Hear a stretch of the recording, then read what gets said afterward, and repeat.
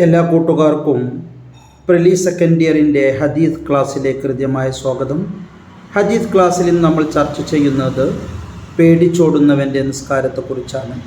സ്വലാത്തുൽ ഖൗഫ്, പേടിച്ചോടുന്നവൻ്റെ നിസ്കാരം. എന്താണ് സ്വലാത്തുൽ ഖൗഫ്? അസ്വലാത്തു ഇൻദൽ ഖിത്താൽ, യുദ്ധമുഖത്തുള്ള നിസ്കാരം. അസ്വലാത്തു ഇൻദ ഖൗഫിൽ അദുവി, ഒരു ശത്രുവിനെ പേടിച്ചോടുന്നവൻ്റെ നിസ്കാരം. അസ്വലാത്തു ഇൻദ ഖൗഫി സിബാ, വന്യമൃഗങ്ങളുടെ ആക്രമണം ഭയന്നുകൊണ്ട് ഒരാൾ നിസ്കരിക്കുകയാണെങ്കിൽ അപ്പോൾ എങ്ങനെയാണ് നിസ്കരിക്കേണ്ടത്? ഇതാണ്. ഇപ്പോൾ നമ്മൾ ഉദാഹരണമായിട്ട് യുദ്ധസമയത്ത് എന്താ ചെയ്യേണ്ടതെന്നറിയോ? ഇമാമ് 2 സൊഫ് ആളുണ്ടാക്കുക. എന്നിട്ട് ഒന്നാമത്തെ സൊഫ് ഒന്നാമത്തെ റക്അത്തിൽ ഇമാമിനെ പിന്തുടരുക. എന്നിട്ട് അവർ സ്വയം നിസ്കരിച്ച് സലാം വിട്ടുക. ആ സമയം രണ്ടാമത്തെ സൊഫ് എന്ത് ചെയ്യണമെന്നറിയോ? ഈ ശത്രുക്കൾ വരുന്നുണ്ടോ എന്ന് നോക്കുക.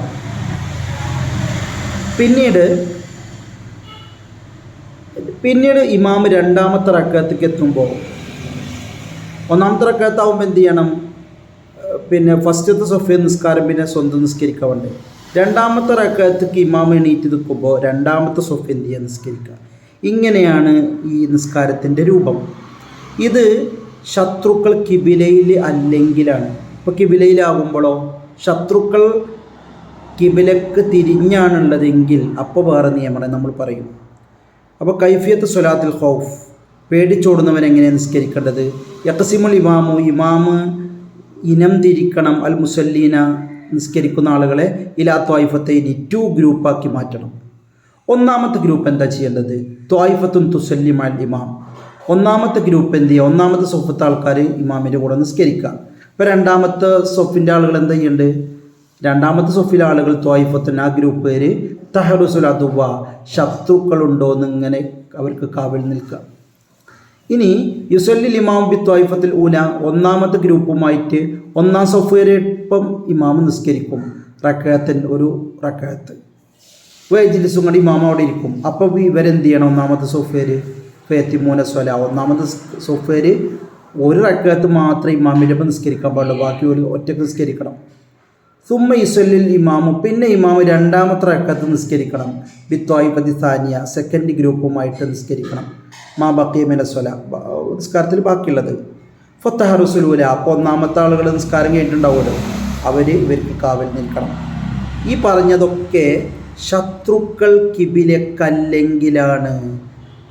ഇതൊക്കെ ഇതാക്കാനത് ശത്രുക്കളാണെങ്കിലാണ്. ഫി ഗൈരി ജിഹത്തിൽ കിബില, കിബിലൻ്റെ ഭാഗത്ത് അല്ലാത്ത സമയത്താണ്. ഇനി ശത്രുക്കൾ കിബിലയിലാണെങ്കിൽ എന്താ ചെയ്യേണ്ടത്? ശത്രുക്കൾ കിബിലയിലാണെങ്കിൽ 2 സൊഫും ഒപ്പം തന്നെയാണ് നിസ്കരിക്കേണ്ടത്. 2 സൊഫും ഒപ്പം തന്നെയാണ് നിസ്കരിക്കേണ്ടത്. പക്ഷേ സുജൂദ് എത്തുമ്പോൾ രണ്ടാമത്തെ സൊഫയിൽ സുജൂദ് ചെയ്യരുത്. അവർ റുക്കോയിൽ തന്നെ നിൽക്കുക. അങ്ങനെയാണ് അതിൻ്റെ സിസ്റ്റം. അപ്പോൾ ശത്രുക്കൾ ഓൾറെഡി കിബിലക്കാണെങ്കിൽ, ഇതാക്കാനിൽ അതുബു, ശത്രുക്കളാണെങ്കിൽ ഫി ജിഹത്തിൽ കിബില, ഓൾറെഡി ഓൽ കിബിലൻ്റെ ഭാഗത്താണ് നിൽക്കണമെങ്കിൽ യഖിഫുൽ മുസല്ലൂന സൊഫൈനി, നിസ്കരിക്കുന്ന ആളുകൾ 2 സൊഫായി നിൽക്കുക. ഒന്ന് സൊഫുൻ ഖൽഫുൽ ഇമാമി, ഒരു സൊഫ് ഇമാമിൻ്റെ പിന്നിലും, സൊഫുൻ ആഖറ ഫി ജിഹത്തിൽ അദുവി, മറ്റേ സൊഫ് എന്ത് ചെയ്യണം? ശത്രുക്കളെ നേരിക്ക് നിന്നിട്ട് നിൽക്കുക.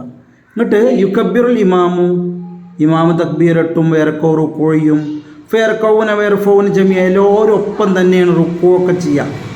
റുക്കോ നീത്തിതാലിക്ക് നീച്ചിട്ടാണ് നമ്മൾ സുജൂദക്ക് പോവുക.